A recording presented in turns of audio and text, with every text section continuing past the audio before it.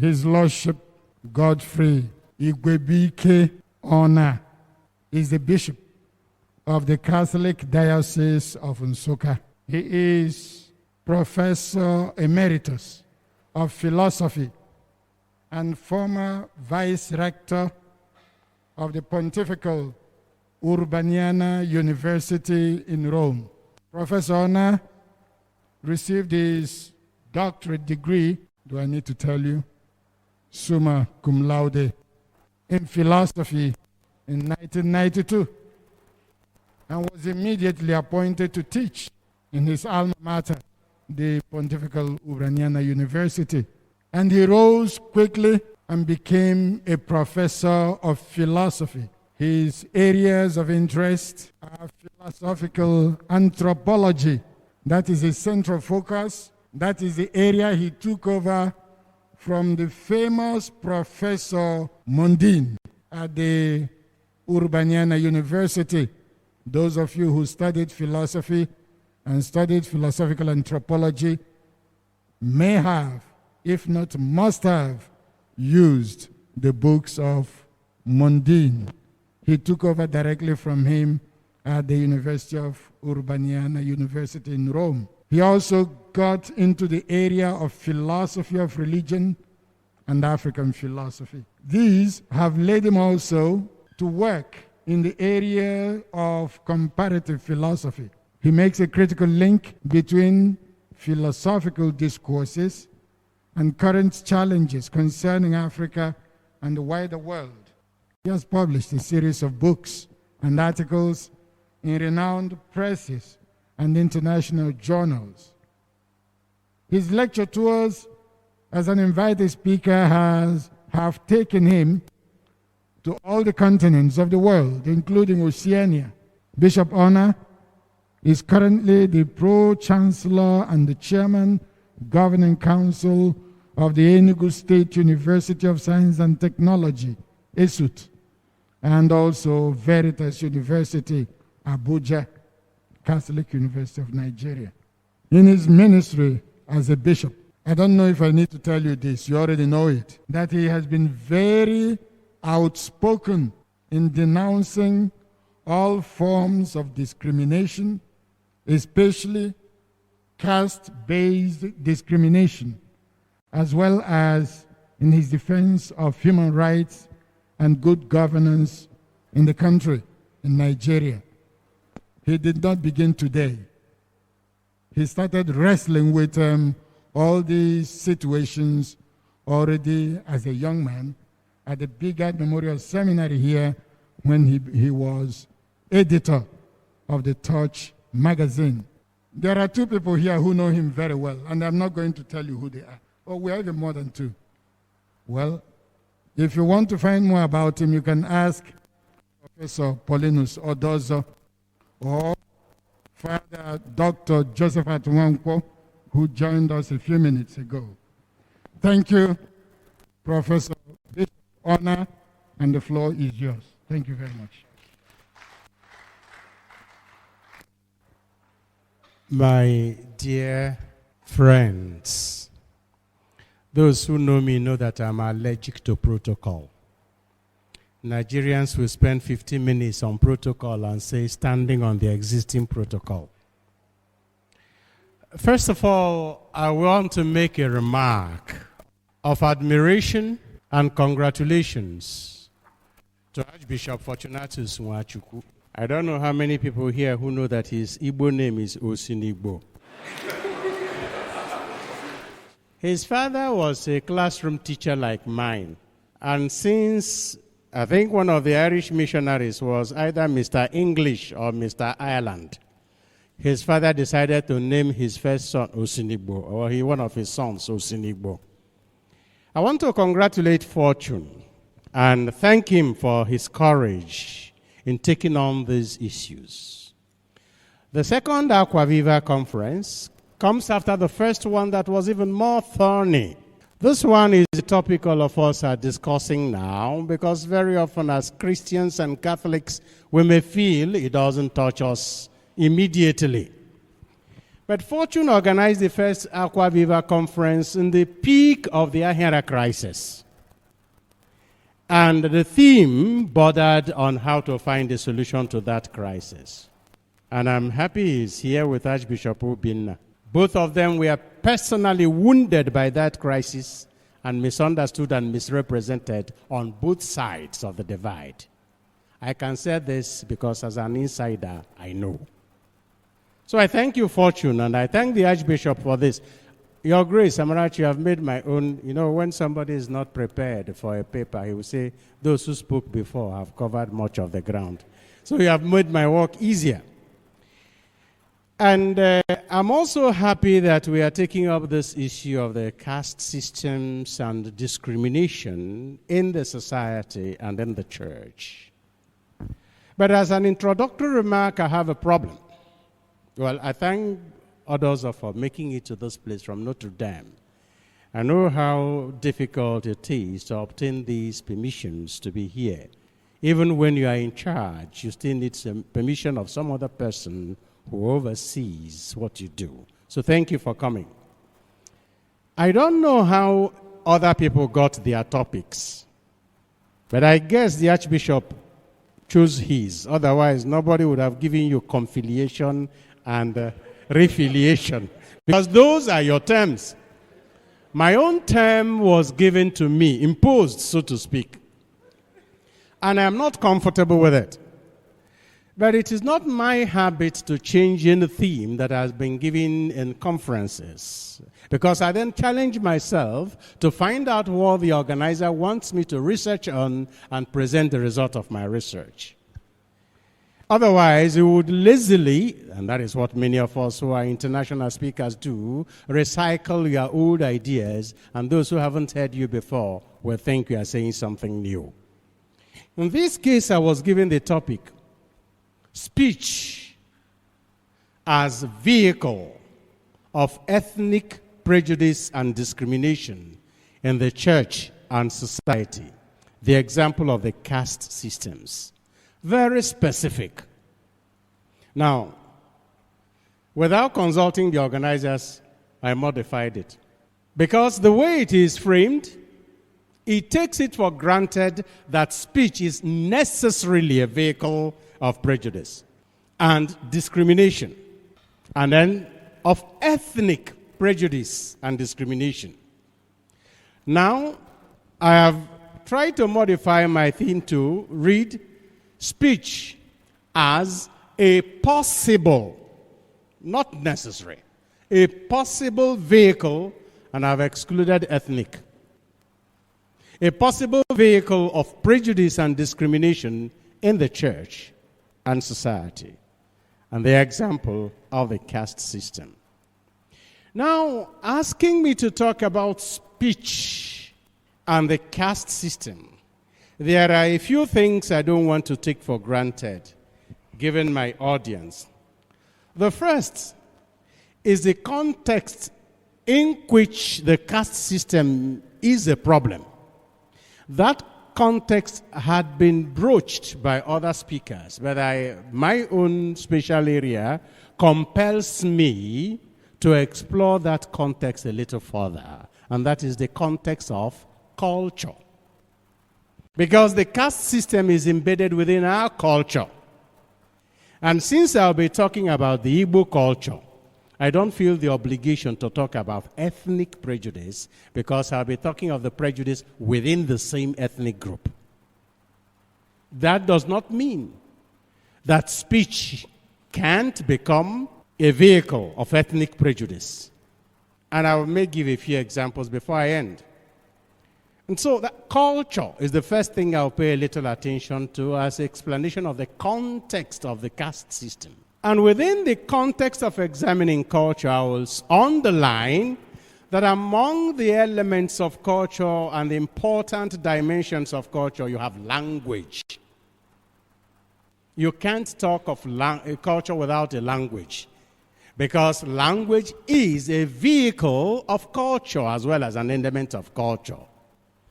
And establishing the link between language and culture, then I'll single out speech as an audible dimension of language.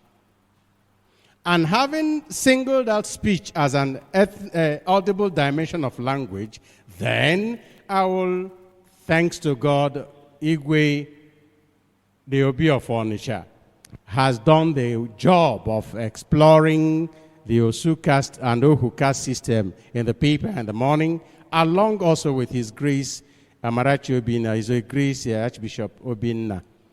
So I may not dwell much on the Ohu, Amadi or Nwamo in my own context, and then the Osu and Nwadiala. I noticed the Archbishop's little protest from the presidential chair when Professor Onwuli was constantly talking about the Osu and their hesitations. But the Archbishop will always tell you that the Osu is not afraid of anybody. It is the Nwadiala, Amadi, who is afraid because he's married to the earth goddess and he's afraid of violating his relationship with the earth, if I understand the point he's making. So I will not dwell so much on that because that has already been explained, but I will also mention how that relates to the area you call Nsukka area, which, by the way, is not a culturally homogeneous unit. The people you call Nsukka now is a figment of the mind created by the white man. They have no cultural relationship, most of it.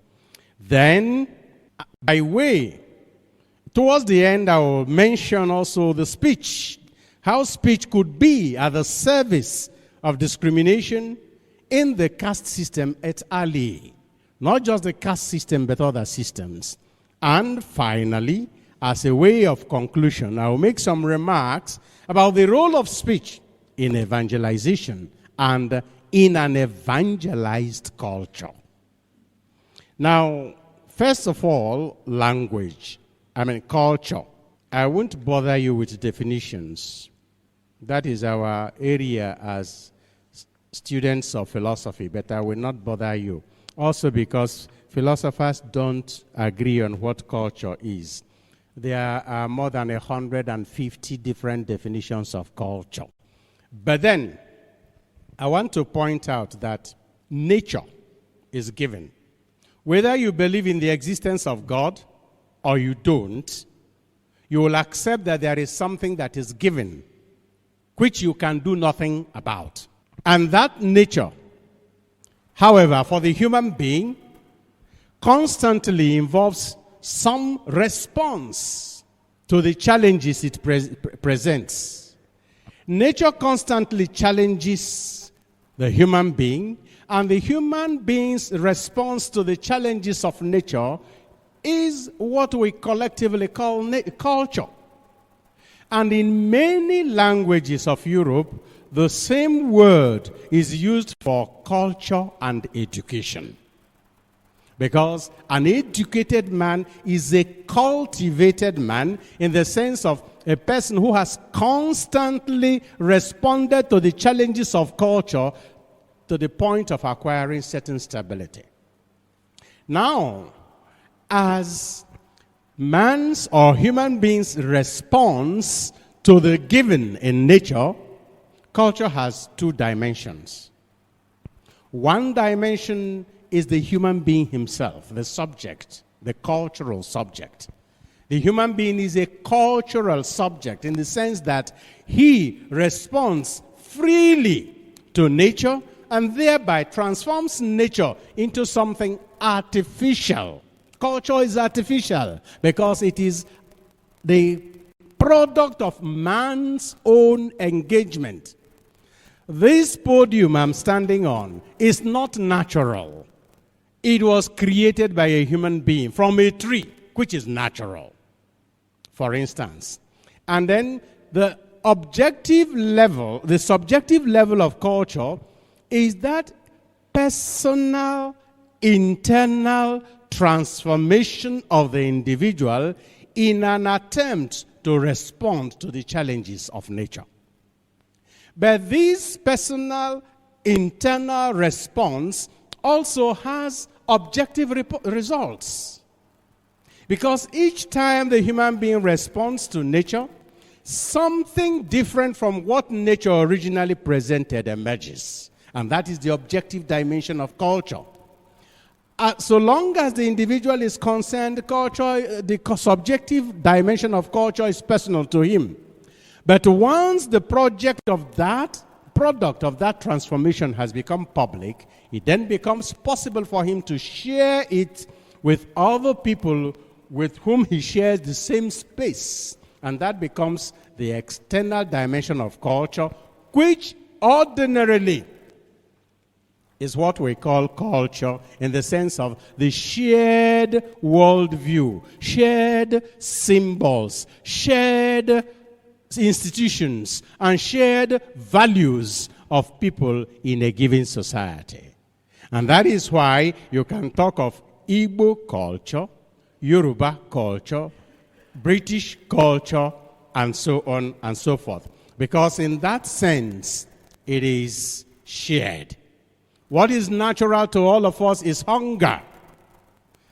But the fact that the Igbo man responds to hunger in one way, whereas the British responds to hunger with another type of material, those things are cultural, determined by several things, including geographical context and period in history. It is important to bear this in mind, because when the geography changes and when history changes, when external context change, responses to natural challenges also change. Because of that, culture changes. Culture is dynamic. Even though some aspect of the results of man's engagement with nature, some aspects are transmitted from generation to generation, and they become tradition, from traditio to handover. Culture, by its very nature, is dynamic and constantly changing. The Archbishop said, you said it in Latin, cultura semper reformanda. That is a beautiful way of putting it. You know, Igbo people don't even know, many Igbo people don't know. And many of the things we are fighting about and defending as Igbo culture are borrowed things. You saw the Amanyanabo of Opobo here today. The thing he was wearing when he came is called a tibo. That train that Jonathan always wears. A tibo is their jumper. That thing is a British man's 19th century jumper. It didn't originate in River State. If you check old photographs of the British, you will see them wearing it, but only very rich British could afford it. And when it came to Nigeria, it cost £8, $8. 80 bucks. 80 bucks, and from 80 bucks it became 80 bo. And that name has remained, and the Rivers man thinks he was discovered by him. And very often, we as Igbo people even don't remember that all the clothes we wear as our traditional dress has no name in Igbo. One is wrapper, the other is blouse, the other is trouser, the other is jumper. The only thing that is natural to all of us is nakedness, and it is nobody's culture.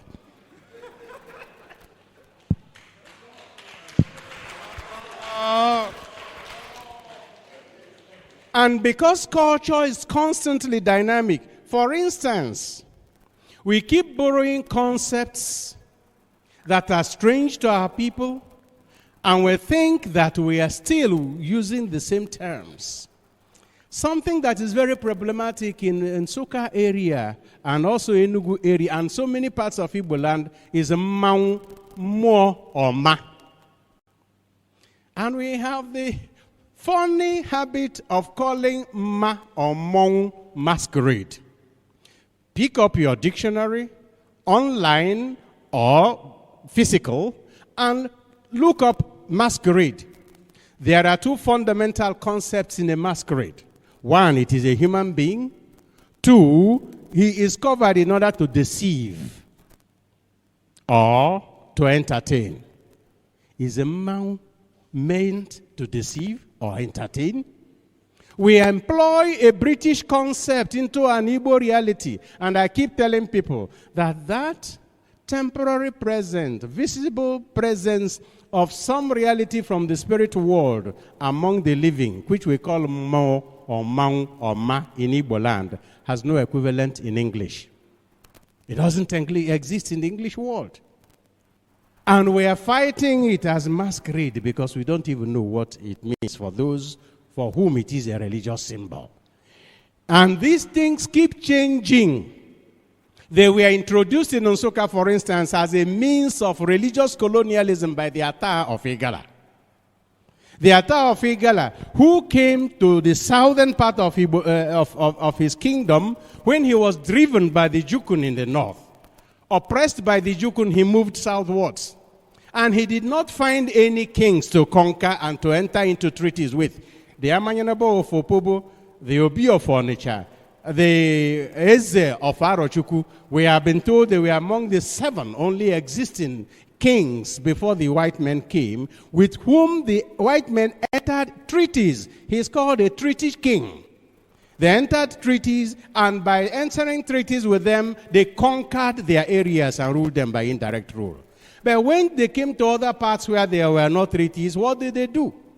The same thing, they appointed their own warrant chiefs. The same thing the Ata of Igara did. When he found no kings to conquer, he imported all his deities and divinities into Nsukka area. And with them came his priests and those Hmong that he used as police to enforce his laws. And up till now, the last Ata was even a Catholic, but the man has refused to go, and they are still tormenting Nsukka people up to today. Now the reality has changed, the history has changed, the need is no longer there, but people are still clinging to it, defending it as Igbo culture, because, as our people say, Ajife Bararo or Buro Menane. It has become our culture. And then again, these so-called Omenane, we have to be careful as Igbo people, because we may be defending a retrogressive state of our people's development and calling it culture. When the white man first came, our people had the loom from which they wove their clothes. And that loom was not big enough. What it wove was very small and large enough only to cover the waist. And the women dressed covering their waist area, and the men also covered their waist area. Or when people dressed only with one piece of cloth, it was not because it was their culture. They hadn't anything better. And now you have access to Versace and to Vivenci and for Dolce Gabbana, and they are still insisting on going to tie one piece of cloth because it is their culture. These are the things that make me think that we are so intellectually lazy that we accept as culture what is really an indication of a state of development that belongs to 1,000 years ago. If your ancestor ate fufu with fingers, it is because he did not have cutlery. Not because fufu would cry if you use cutlery. I just want to say so that the choice becomes yours and you'll be free. You heard when it was said about kola nut this morning. Igbo people will insist, Ojada and Oyibo, and I ask them, does anybody address Oji? Nobody addresses Oji. We use Oji to pray, and you will use the language that you think the addressee would understand. Maka ndị Igbo si na ọ na-abụ okenye kwa ụkwara ndị mmụọ emegene egewenti maka na onwe ife ọ na-agwa ha. So since they believe that ndị mmụọ understood only, especially our ancestors understood only Igbo, and besides that was the only language they knew, they spoke only Igbo. But what obligation do I have to pray to a God that I believe understands Igbo, English, Latin, Hebrew, and Greek, and I'm constrained to pray in Igbo? Not because I prefer Igbo, but because Oji Ada know Igbo. Who tells you Oji hears Igbo? The choice has to be our own, because the conditions have changed.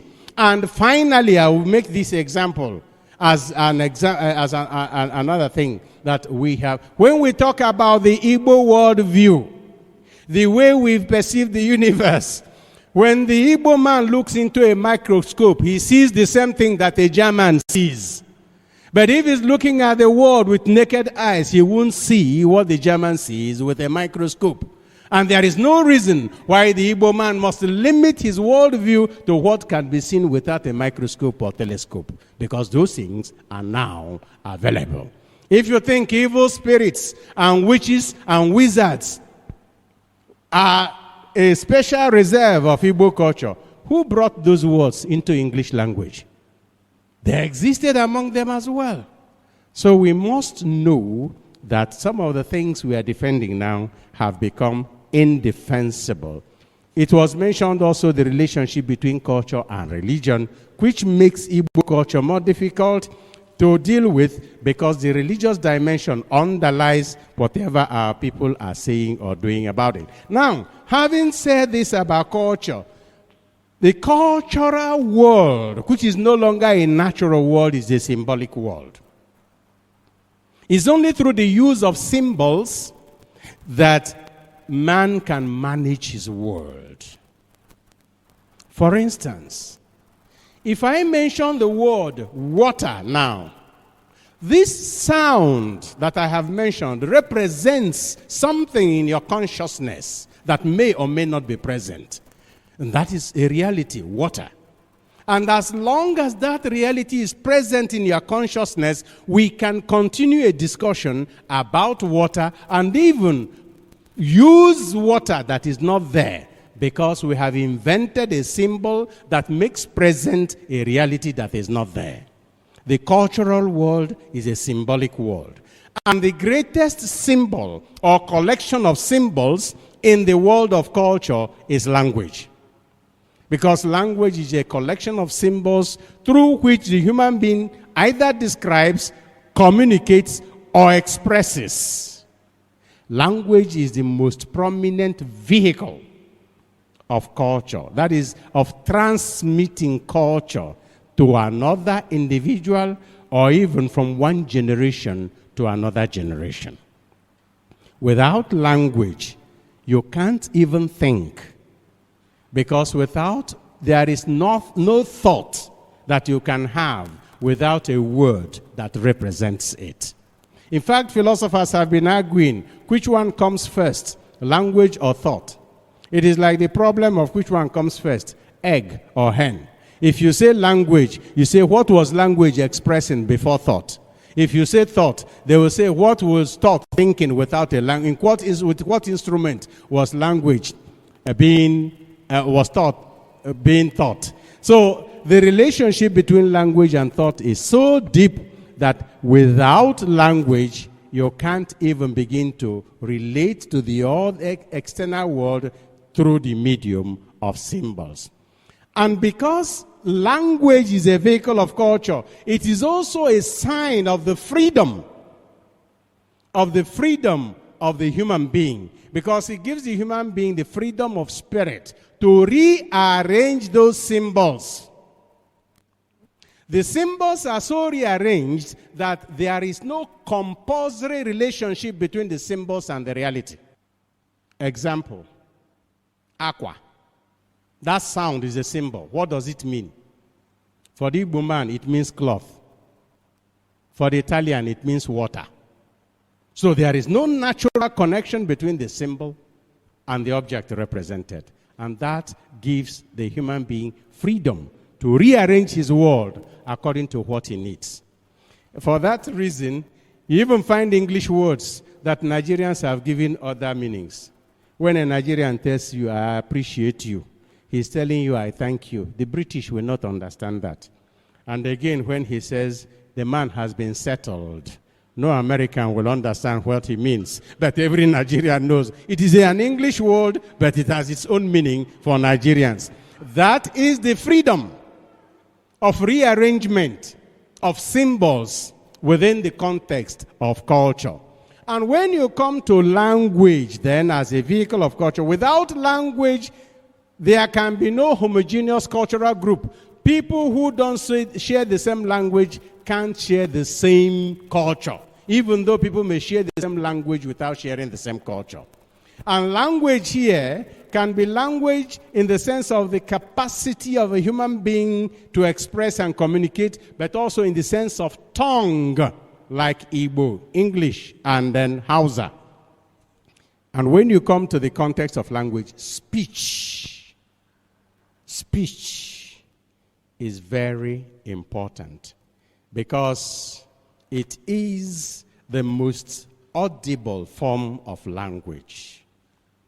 And in a tradition and culture like Igbo culture, where we have a tradition that is oral, then we can understand the importance of speech for our culture and cultural process and cultural transformation. There is an idea I learned from a friend, my friend and teacher, John Ifeanyi Chukwu Okoye, when he was studying speech in Bensira, that I would like to quote to you at some length. Well, I summarize. He says that there are, and rightly so, there are two elements in speech among the Semitic peoples.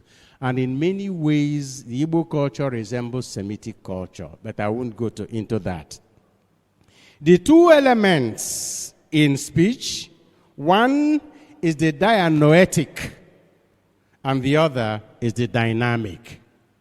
The dianoetic is that element in speech that makes it communicate, that makes it impart meaning, that makes it impart ideas. That is the dianoetic. It has to do with the intellectual capacity of human beings to transfer ideas from one person to another person.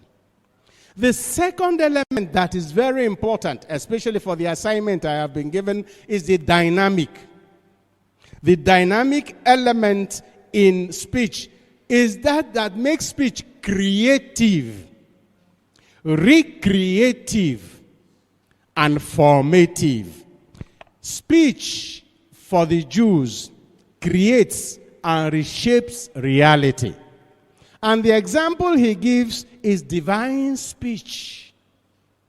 And the greatest expression of the creative capacity of divine speech is in the account of creation. And God said, and there was. God said, let there be light, and there was light. That is the creative capacity of speech. And since the human being is made in the image of God, he shares in this capacity of God, this divine capacity, to create through speech. Remember that after creating the universe, God handed over the management and organization of the universe to Adam in chapter 2. And the first speech act of Adam was not descriptive or transmission of ideas, because he wasn't even communicating with anybody. The first speech act of Adam was that God brought all the created things to Adam for him to name them whatever he wanted. And whatever name he gave them, those things became. And that was his first action of control. The first action of the first way Adam realized his divine mission of taking charge of the universe was to name them. And please don't underestimate the importance of the name for the Jewish people. And it's only when you bear that in mind that you will realize why God refused to tell Moses his name. Because if he told Moses his name, it would be as if Moses had a control over him.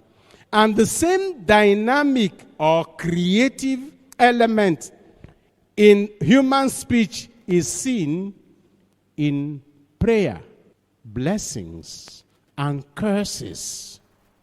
To the point that when a curse or a blessing has been pronounced, it cannot be taken back.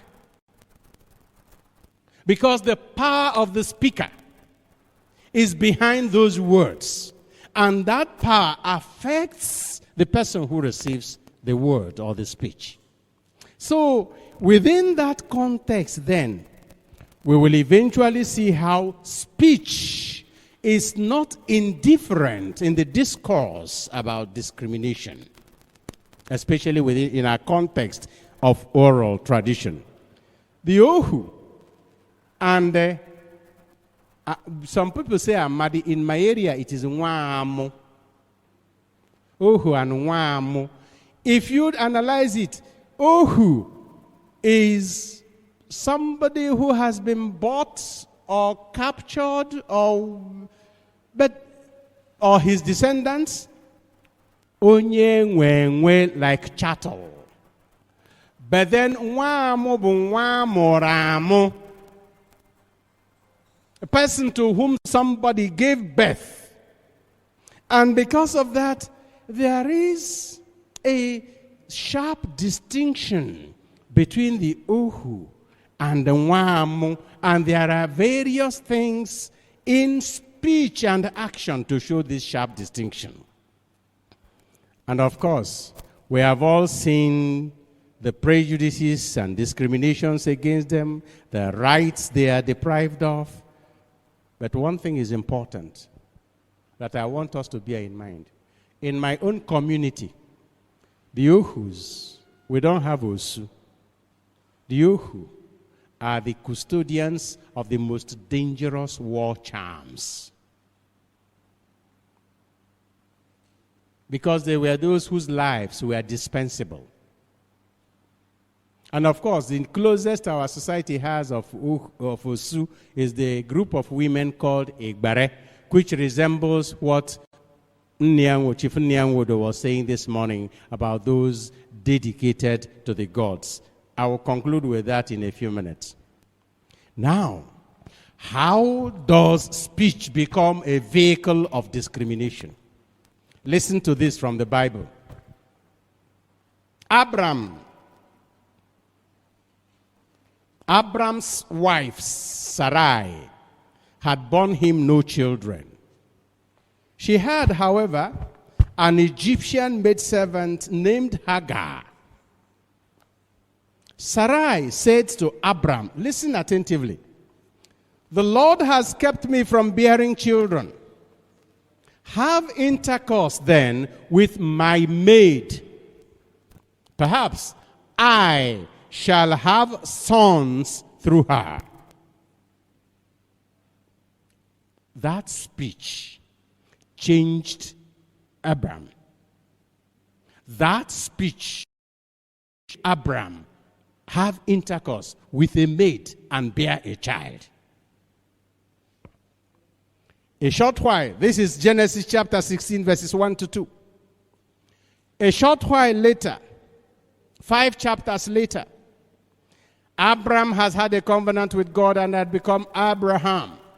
Sarah had received some blessing and Sarai had become Sarah. And now she also has a child, and the language changes. Speech. Listen to another speech. Sarah noticed the son whom Hagar, the Egyptian, had born to Abraham, playing with her son Isaac.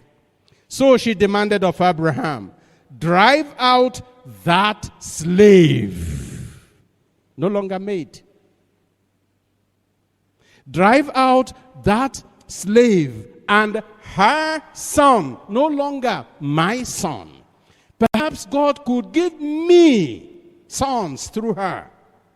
Now she has changed the discourse. Now the speech has changed. "Drive out that slave and her son." No son of that slave is going to share the inheritance with my son, Isaac. And the reality changed. A relationship that had been friendly and collaborative became competitive and aggressive. Speech. That speech became creative and dynamic, so dynamic that it transformed the lives of 4 people. Or 6. Abraham, Sarah, Hagar, Isaac, and Ishmael. Now, the same way, the words, in our traditional, in our context, where we don't have written works, but only spoken words. Even the way Ndohu or Osu are referred to. You recognize some of these words in your own dialects. Somebody goes around in Nigeria, and I think he's even a senator. Ohu abonwa. When somebody tells you Ohu abonwa, now you understand why my people will distinguish between Ohu and Onwa Amoramo. And then some will call them Ndiakebe. Ndekibte. If you go to several communities in the Nsukka area, you have Ekotara and Ekibte. Of course, you eat with your right hand, and the left hand is so absurd that you don't use it to approach the mouth area. We know where the left hand goes. So these people are people who are qualified only to go to that area where the left hand goes. Without saying much, they have been divided, dehumanized, and reduced. And of course, sometimes they don't even merit a name. You want to marry a girl, Onya Kenachi Asquano Bundo Onyobo. That's all. That thing. You see, he or she is that thing. You need to listen to people who are in this context describe their experience. Archbishop Obina knows that it is one thing to call somebody Osu in Emekuku. It is another thing to call him or her Osun Ketankwo, which is even more humiliating. And again, Ndiaboro, Ndiaro, people who are defiled, people who are so worthless. And although this type of discrimination in our society based on caste systems is undercurrent in ecclesial communities, it has sufficiently been shown that sometimes it erupts in the open, spilling its foul-smelling poison like sewage right into the sanctuary.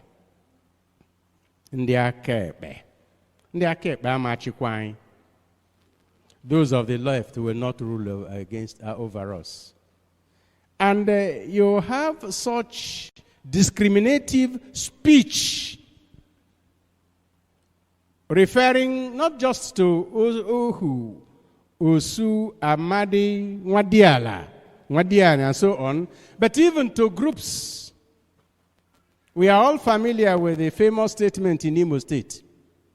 Agwo bata begi, onye mbise bata, brugodu zogbo, onye mbise, tupu igbo agwo.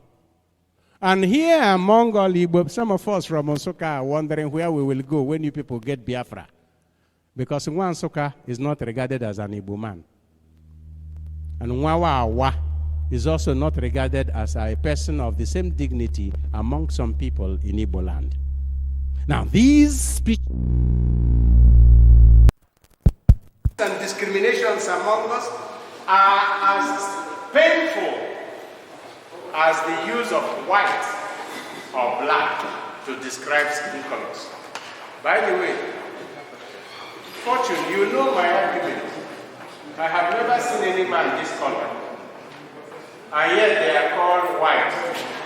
And I have never seen any man this color either. Not even the Sudanese or Ugandans. And we are all called black. All of you know that I completed my cathedral recently and dedicated it. While working on that cathedral, I had to supervise every single bit. I chose every color on that cathedral. And I discovered that there are over 200 shades of color by Deluxe alone. And each one has a name. How come that the skin colors can't get names except white and black? There is a purpose for that. And we got into it, and we call Onyocha, Nonyoji, Onyoji. And these are things that language. And when we talk of Ndiabwenu, Ndi Jekebe, Monsai no Naima will always tell you in a journal with Jekebe, who take over the Quran, Rono, make employee, cannot do a Jekebe. But these, so because when we talk of discrimination, we think that it is only from top to down. There is also the discrimination from down up. And I will make these final remarks as by way of conclusion, because you have had a very long day. My final remarks will be the role of speech in evangelization and in evangelized culture.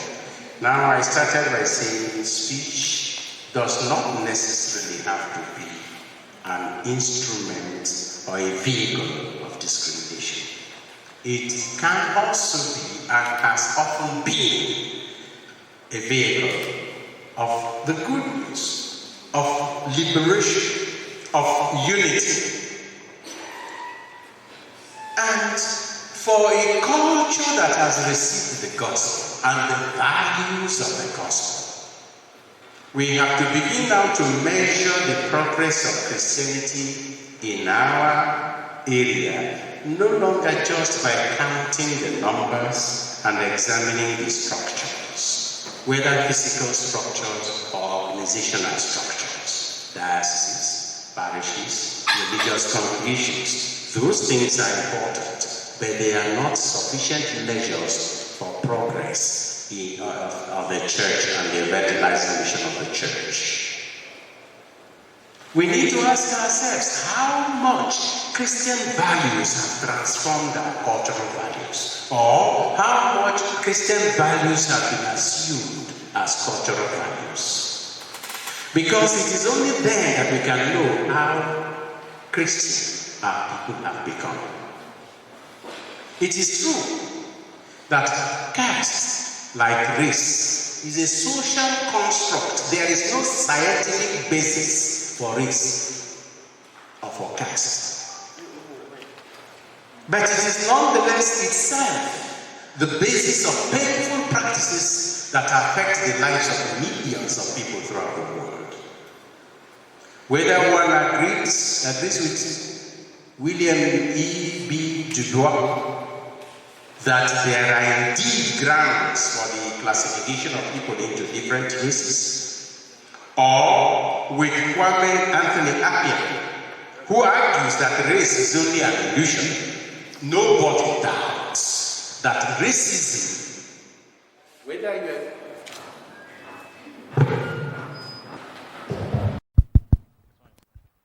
whether you agree in the existence of caste or not, or race or not, racism itself is real. And racism is the discrimination and dehumanizing treatment of people based on race. Whether real or not real, there is the treatment that derives from race. Similarly, whether one acknowledges the existence of caste systems among us, or dismisses them as outmoded social institutions, there is no denying that hundreds of thousands of people are still suffering dehumanizing discrimination in our society and in the church on account of these systems. Sometimes one needs only to pay close attention to the use of speech, especially in the debates and arguments about rights, as well as in the struggle for power and formal funeral rites of Christians. It only takes a closer look at these to notice how deep-seated the discrimination is. The speech of an evangelized and evangelizing people has first to be evangelized before it can become a vehicle of evangelization. St. James warns us. First of all, Paul tells us that through Christ we have become one. Galatians 3:26-29. There is neither slave nor free one. We are all one in Christ and are Abraham's descendants. Conciliation. And St. James warns that speech is deadly. It is difficult to control the tongue. All wild animals have been tamed by human beings, but the human being is still unable to tame the tongue. With the tongue, we bless the Lord and Father, and with the tongue, we curse human beings who are made in the likeness of God. With the tongue, we say we are God's children, and with the tongue, we discriminate against the same God's children through the things we say. From the same mouth come blessing and cursing. And St. James says, these need not be so, my brothers. And I say, speech as a vehicle of ethnic prejudice and discrimination in the church and society, this need not be so, my brothers and sisters. Speech can also be and ought to be vehicle of evangelization and of an evangelized culture. But before I drop this mic, I will end like Obi of Onitsha. We have Osus here. Ndilina Goro Chukwu here Osu. All those who have been dedicated to God to the point that they can't marry, what are they? All those whose lives have become so dispensable that they can't even own private property, what are they? The new Osus are the servants of the people of God. And I am the chief Osu of Nsukka Diocese. Archbishop Obinna is fighting in his diocese with the Anglican Bishop of Nsukka. We have told our faithful, anytime you come to a point where during your marriage, suitors or brides are refused because the other person is Ohu. If your parents say the boy can't bring the wine to their house, tell them to bring the wine to my house because I'm also your father. And if they say they won't accompany you to the girl's house because she is Osu or Ohu, come, I, your father, and my other sons will accompany you. And I mean it. Nobody has had the courage to come to me, but I know that at least one person has gone to the Anglican Bishop of Nsukka, and the marriage is still working. Thank you, and God bless you.